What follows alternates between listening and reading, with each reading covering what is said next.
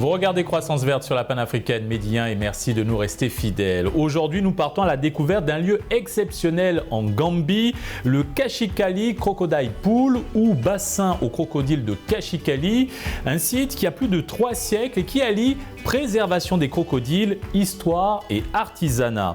Situé non loin de la capitale Banjul, il attire chaque année de nombreux touristes avec son musée d'ethnographie et son mini sentier forestier offrant ainsi une expérience riche et variée. Vous le constaterez dans un instant à travers notre reportage. Et pour parler de tout cela, nous recevons sur notre plateau Monsieur Alassane Diagne, consultant en éducation et gestion environnementale. Et c'est toujours un plaisir de vous recevoir dans cette émission. Oui, plaisir partagé. Et je profite de l'occasion pour souhaiter une bonne année aussi à venir, donc 2024, à tous les téléspectateurs et auditeurs de Médien TV et de remercier toute l'équipe qu'on ne voit pas et de leur souhaiter aussi donc une bonne fin d'année.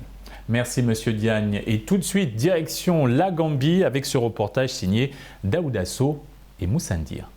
Nous avons parcouru près de 300 km pour nous rendre en Gambie, un pays qui sépare le centre-ouest du Sénégal de sa partie sud.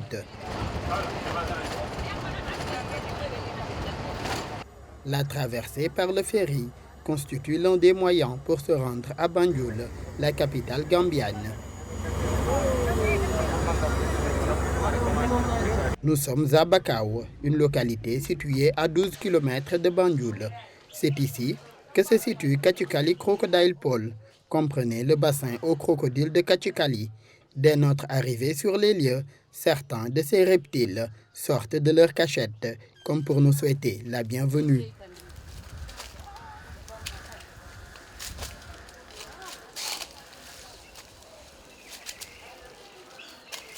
Le site, âgé de plus de 300 ans, est aussi un endroit rempli d'histoire, un récit qui nous est narré par le conservateur des lieux.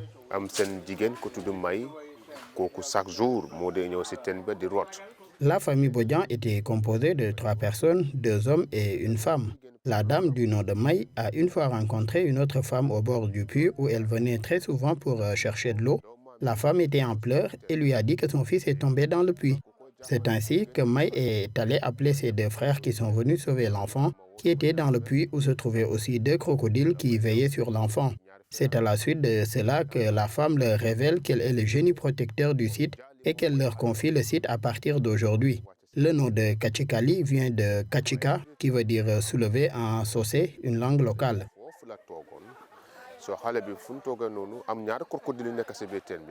Le conservateur est descendant de la famille Bodian, venue du Mali, dont les membres ont été les premiers conservateurs du site. Kashikali, au-delà de son histoire, est un site tout aussi mystique que mythique.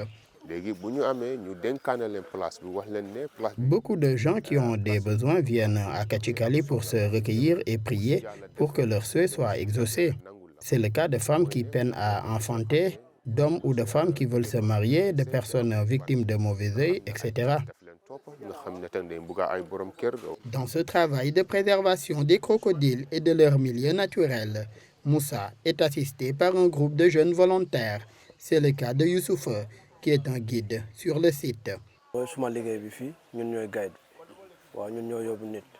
Je suis guide à Kashikali. Je veille sur les crocodiles et accompagne aussi les touristes lors de leur visite. Pour ce qui est des touristes, je suis chargé de les orienter, de leur expliquer et de les guider lors de leur circuit. À force de s'occuper de ces reptiles, Youssouf et ses collègues ont fini de bien les comprendre.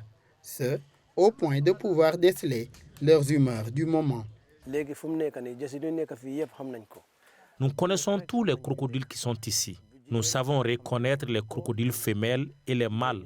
Ce sont souvent les femelles qui s'énervent plus vite, surtout quand elles ont un enfant et que tu essaies de toucher leur bébé crocodile.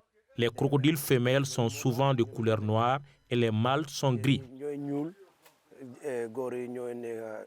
À Kashikali, les crocodiles sont inoffensifs. Les visiteurs peuvent d'ailleurs les toucher et se prendre en photo avec eux. Il existe une explication à cela. Nous nourrissons les crocodiles aux poissons, des poissons que nous achetons auprès des pêcheurs. Nous avons choisi volontairement de les nourrir aux poissons parce que s'ils sont nourris à la viande, le sang peut les rendre agressifs et nous ne voulons pas de cela ici.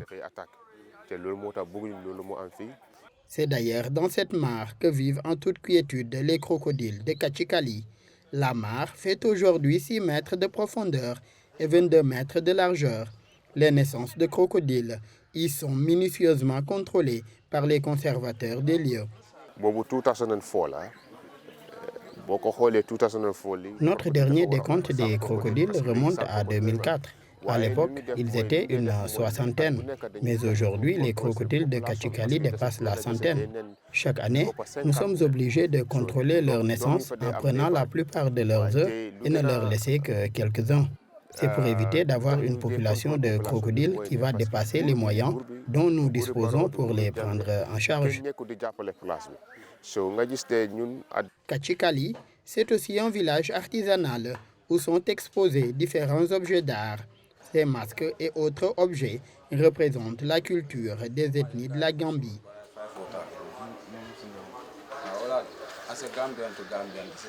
Des objets à base de calebasse, des sculptures, peintures, des masques, entre autres. Le village artisanal de Kachikali possède ainsi un large éventail d'offres pour les amoureux de l'art. La plupart de mes clients sont des touristes étrangers. Les nationaux viennent, mais petit à petit. Certains de mes tableaux peuvent me prendre 3 jours pour les réaliser, d'autres 1 semaine. Pour certains portraits, je peux en réaliser 2 ou 3 par jour. La richesse des lieux et les différentes choses à y découvrir attirent les touristes et autres curieux. Peter est d'ailleurs venu de la Hollande. Le site est très joli et la nature y est très belle aussi. Vous pouvez y admirer des crocodiles, les toucher. Les guides qui assurent la visite sont aussi très sympas. C'est vraiment un très beau site à découvrir en Gambie. Ces autres touristes sont tout aussi fascinés par les lieux. Ils comptent d'ailleurs inviter d'autres compatriotes à venir visiter le site. Le site est très beau. Je viens en Gambie depuis 12 ans. À chaque fois que nous retournons chez nous en Hollande, nous nous mobilisons pour soutenir des écoles, mais aussi pour inviter d'autres Hollandais à venir visiter Kachikali pour découvrir le site. Mais je ne suis pas le seul à le faire. D'autres touristes hollandais font également pareil. La gestion du site de Kachikali est faite sur fonds propres et grâce aux recettes issues des visites touristiques, d'où l'appel du conservateur des lieux aux autorités gambiennes pour des subventions et autres financements publics. Si les touristes viennent en masse visiter Kachikali, c'est certes pour la beauté du site, mais aussi pour la paix et la quiétude qu'il y a en Gambie. Nous contribuons à mieux vendre la destination touristique gambienne. Donc, nous invitons nos autorités gambiennes à nous soutenir financièrement parce que c'est de leur devoir de le faire. Tout ce que nous faisons à Kachikali, nous le faisons pour notre pays, la Gambie. Le bassin aux crocodiles de Kachikali se situe dans la partie sud de la vieille ville de Bakau, dans le district de Kombo-Saint-Marie en Gambie, à l'ouest de Banjul, la capitale. Le complexe dispose également d'un musée d'ethnographie, d'un mini-sentier forestier et de boutiques de souvenirs. Et nous sommes de retour sur le plateau de Croissance Verte avec Alassane Diagne, consultant en éducation et gestion environnementale. Monsieur Diagne, tout d'abord, quel regard portez-vous sur le site de Kalikashi, vieux de 300 ans? C'est vraiment un site magnifique et très bien conservé, qui a aussi donc beaucoup de signification. Et comme destination touristique aussi, était aussi très prisé. Mais je pense que l'accent aussi a été mis sur la préservation d'une espèce très sensible, donc les crocodiles, qui ne sont pas faciles aussi à apprivoiser et pas faciles aussi donc à conserver. Et je pense que le travail de cette famille donc, qui a été désignée comme conservateur du site est vraiment un travail donc, séculaire qu'ils ont réussi à faire. Et les gens viennent de partout pour venir voir donc ces crocodiles-là. Et c'est une très, très bonne initiative. À Kashikali, c'est aussi la préservation de la faune à travers la conservation des crocodiles. Comment une telle initiative peut davantage contribuer à protéger l'espèce? C'est-à-dire que parfois dans ces genres de sites, il y a un lien qui est fait entre la faune et la flore. Et aujourd'hui, donc, pour avoir été un peu en Gambie, on a vraiment donc une bonne préservation de sites donc, écologiques de ce genre. Donc la flore est bien préservée. Il y a beaucoup d'espèces florales aussi qui sont conservées. Mais pour une espèce comme les crocodiles et les reptiles, c'est très difficile de les avoir aujourd'hui maintenant en espace, comme on dit, dans un zoo ou autre. Et qu'ils puissent aussi se reproduire à ce niveau, parce que le nom est quand même intéressant. Donc, et là, je pense qu'ils connaissent maintenant bien les reptiles. Ils connaissent donc leur fréquence, ils connaissent par rapport aussi donc les gens, si c'est une femelle, si c'est aussi donc un mâle. Ils ont beaucoup appris sur le comportement de ces reptiles-là. Et je pense que en matière de conservation d'espèces, le ministère, donc je pense en charge de l'environnement aussi, devrait aussi s'impliquer davantage, parce que c'est tout un savoir, donc depuis tout ce temps-là, pour connaître donc ces reptiles-là. Et les gens doivent accompagner en tout cas donc ce genre d'initiative-là, parce que c'est aussi de la recherche. Il y a aussi une certaine diversité d'espaces végétaux, vous l'avez dit précédemment. Comment cela peut-il, Monsieur Diagne, contribuer à l'équilibre et à la préservation de la biodiversité? Vous savez, pour avoir visité un peu certains parcs de conservation, les gens font attention, même sur la fréquence donc, de visite. Donc on essaie de ne pas saturer aussi donc, ces sites-là, parce que c'est des sites de conservation, il doit y avoir certaines règles de discipline. Et tout ça, ça contribue à vraiment rendre le cadre le plus approprié possible pour que ces espèces aussi, même si elles sont en captivité, sont donc bien gérées, mais ils ont aussi besoin de leur, je vais dire, d'un environnement où ils sentent quand même que c'est la nature. Et ça, c'est très important. Et je pense que le conservateur donc, l'a bien compris. Ils organisent en tout cas, ils font un parcours avant de présenter donc, ces reptiles-là donc, aux visiteurs. Il y a donc vraiment un protocole qui est respecté. Sur place, les conservateurs contrôlent les naissances des crocodiles en les limitant. La cause est que le site fonctionne sur fonds propres et ils ne voudraient pas avoir plus de reptiles qu'ils ne puissent prendre en charge. Que vous inspire une telle politique mise en place à Kashikali?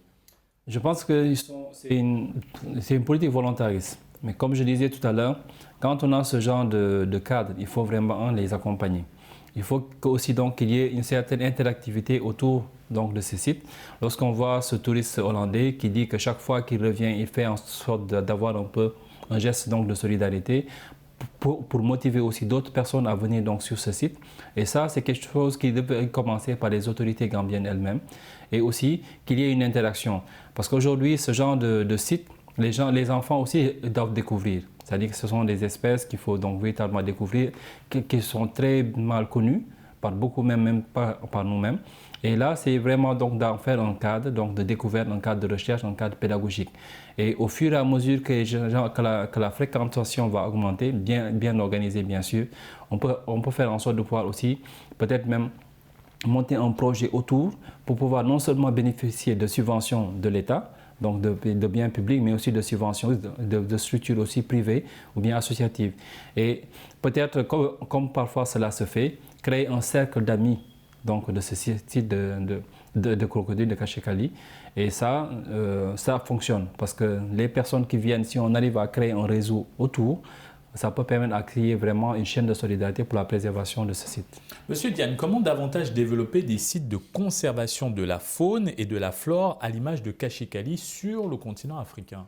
C'est un besoin réel. Je pense même que c'est un impératif ou bien il faut une urgence parce qu'on a beaucoup d'espèces, aussi bien florales que aussi bien de la faune qui disparaît. On a donc des espèces de plantes qui disparaissent. Et c'est une zone aussi qui est dans le sud du Sénégal. Il y a beaucoup d'espèces florales qui ont disparu.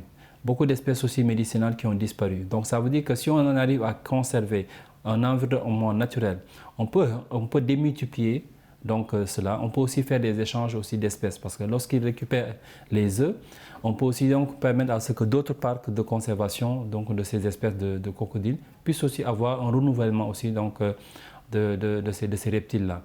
Et il faut qu'on organise véritablement une sorte de chaîne. En comparaison à ce qui se fait en Europe, il y a une bonne collaboration sur des sites de conservation. Mais malheureusement ici, on n'en a pas. Et par exemple, je me rappelle d'un séjour dans la zone de Sédhiou, on parlait d'un crocodile blanc, mais le site n'a pas été conservé du fait qu'après, il y a toute la diversité, donc aussi bien florale que la faune, qui a pratiquement disparu parce qu'il y avait les attaques donc, de salinisation donc, de site et tout cela. Donc c'est vraiment un travail qu'il faut faire et qu'il faut encourager. La gestion sur fonds propres du site présente des défis particuliers. En quoi cette approche impacte-t-elle la durabilité et le développement du site? Moi, la seule chose qu'il faudrait donc vraiment être très très ferme, c'est que cette famille-là, qui connaît déjà donc ce site, qui l'a protégé, qui connaît son histoire, qu'il soit là-bas et qu'on puisse vraiment s'accompagner. Parce qu'il peut arriver aussi que pour des intérêts divers, par exemple, qu'on cherche peut-être même à les écarter. Et ça, c'est quelque chose qu'il faut éviter. Et eux qui connaissent le site depuis des années, ils connaissent l'histoire, parce que c'est une histoire qui est vraiment donc, très bien racontée, mais c'est vraiment donc, quelque chose qui est donc, mythique, mais aussi donc, il y a beaucoup de mystique là-bas. Et je pense que c'est quelque chose qu'il faut vraiment garder.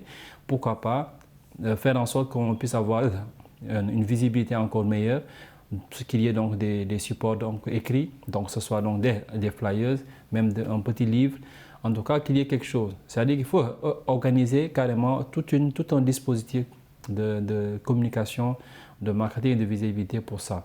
Et ça va susciter l'intérêt. Parce qu'aujourd'hui, si on arrive à développer un site de ce genre, il faut savoir supporter les charges. Parce qu'ils vont aller acheter du poisson. Ils ont réussi à faire que l'agressivité des reptiles aussi donc est atténuée, mais tout ça, ça a un coût. Le personnel aussi qui est là-bas aussi, ça a un coût. Donc il faudrait essayer d'organiser carrément une vie autour de ce site-là pour qu'il y ait l'attractivité, tout en préservant le site et aussi la quiétude aussi de ces reptiles. À présent, comment des sites tels que celui de Kashikali contribuent-ils de manière significative à la promotion et à la préservation du patrimoine culturel gambien? Parce que déjà, beaucoup de personnes ne connaissent pas l'Afrique. Et ces sites-là, c'est toute une histoire. 300 ans, ce n'est pas un jour. Donc ça veut dire qu'il y a toute une histoire sur les mythes, sur l'histoire. C'est-à-dire que tout ce qui est autour de Kashikali, c'est de l'histoire. Donc jusqu'à cette histoire de ces deux crocodiles, de l'enfant dans le puits, tout cela, c'est des choses qu'il faut donc acter. Il faut qu'on en garde cela véritablement pour la postérité. Quelqu'un d'autre va venir, le conservateur c'est un descendant de cette famille-là, ils ont dû se convertir, donc, mais il y a toute une histoire. Ce que nous avons ici comme malheur, c'est que nous ne savons pas véritablement garder des espaces de ce genre. Lorsqu'on va en Europe, on a des châteaux que l'on conserve depuis des années. Ici, si je prends un cas du Sénégal ici par exemple, pour faire un peu le lien, le Sénégal et la Gambie, on a un site qui est par exemple à Richard Toll. Qu'est-ce qui s'est passé? On n'a pas su conserver ça. Dans la zone du sud, donc Gambie, donc Sédhiou, tout cela, toutes ces localités-là, il y a une telle diversité en flore et en faune, mais tout ça, il faut le conserver. Et il faut aussi qu'il y ait une sorte de coopération. Parce qu'on a quitté le Sénégal pour aller donc sur place, ça veut dire qu'il y a vraiment une bonne destination qui est là-bas. Et il faut faire en sorte que ce soit aussi sur la carte même, je vais dire touristique même pour le Sénégal, parce que les deux pays sont emboîtés. Il faut qu'on arrive aussi à ce que ce soit aussi une destination pour des visites pédagogiques, donc pour des écoles, aussi bien aussi pour des chercheurs. Ce genre de site en Europe, on y installe carrément un département de recherche. On met des moyens. Les gens peuvent venir apprendre sur le comportement de ces reptiles, sur leur fréquence aussi donc pour se démultiplier, tout cela. Mais on ne crée pas donc tout cet environnement-là. Et c'est ça qui est important. Il faut qu'on arrive à rendre cela véritablement très très utile, aussi bien pour ceux qui sont autour, mais aussi pour la Gambie même, parce que c'est un site de savoir. Pendant 300 ans, vous avez ces crocodiles qui sont là-bas, l'évolution de l'espèce, les modifications génétiques, ça veut dire que c'est vraiment un patrimoine génétique qui est là-bas. Et tout cela, il faut véritablement en prendre compte. Il ne s'agit pas seulement de toucher les crocodiles, non. Il s'agit véritablement de faire un travail de conservation et de restitution donc de cette conservation de ces espèces-là, les crocodiles. Comment ils se sont comportés. Aujourd'hui, il y a ce changement climatique. Comment aussi cette espèce donc, va continuer aussi dans le temps et dans l'espace. Et finalement, Monsieur Diagne, quel enseignement peut-on tirer de cette visite au Kashikali Crocodile Pool? C'est vraiment donc quelque chose qui va, comment on appelle ça, qui rend un peu heureux parce que la motivation de préserver la nature est toujours restée intacte. Et je pense que l'effort de toute l'équipe de ce site est vraiment à saluer. Et il faut faire en sorte qu'il y ait aussi un appel du cœur, donc, pour que véritablement qu'il y ait cette subvention-là, cette aide. Et pas seulement du gouvernement gambien, mais aussi du Sénégal aussi. Parce que, comment on appelle ça, les deux pays sont vraiment, comme on dit, emboîtés. Il faut qu'on sache véritablement qu'il y a une coopération. Le développement touristique aussi au Sénégal, il faut aussi donc pouvoir reverser. Et s'il y a une bonne coopération sur ça, comme je disais tout à l'heure, il faut qu'il y ait donc vraiment un pôle de recherche sur place. Il faut qu'il y ait de la coopération. S'il n'y a pas cette expertise-là sur place, le Sénégal peut faire donc le geste de soutenir véritablement ce site vraiment donc de conservation de ces reptiles. Merci Monsieur Diagne pour cet éclairage. Merci beaucoup et donc tous nos vœux donc pour cette chaîne et aussi nos sincères remerciements pour la fidélité et que l'année prochaine donc sera pour de nouveaux défis et on souhaite vraiment la réussite donc à Médian TV. Salutations à tous les téléspectateurs et une bonne et heureuse année 2024 à venir. À vous également Monsieur Diagne et c'est ainsi que s'achève cette émission. Très bonne suite des programmes sur Médian.